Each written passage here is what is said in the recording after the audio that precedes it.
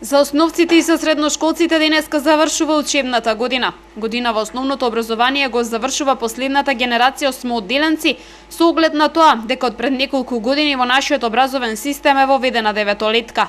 Денеска е и последен ден од екстерното тестирање. Со него беа опфатени вкупно 189.037 ученици од четврто одделение до трета година во средно образование, како и 18.126 наставници во 680 основни и средни училишта. Тимовите кои работеа на подготовките на екстерното велат дека годинава истото поминало значително подобро од лани, кога беа констатирани низа проблеми уште на самиот старт. Годинава за прв пат, еден месец пред почетокот на екстерното тестирање беа објавени прашањата за учениците, за кои можеше да се поднесуваат забелешки во точно предвиден рок. Утре пак средношколците што завршуваат четврта година ќе го полагаат вториот предмет странски јазик во рамките на државната матура, со која е предвидено да се полагаат 4 предмети.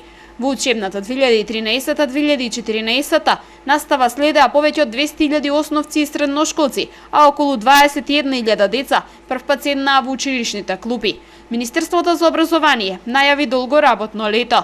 Предвидено е до 1 септември во целата држава да завршат реконструкциите на 26 училишта, од кои 18 основни и 8 средни.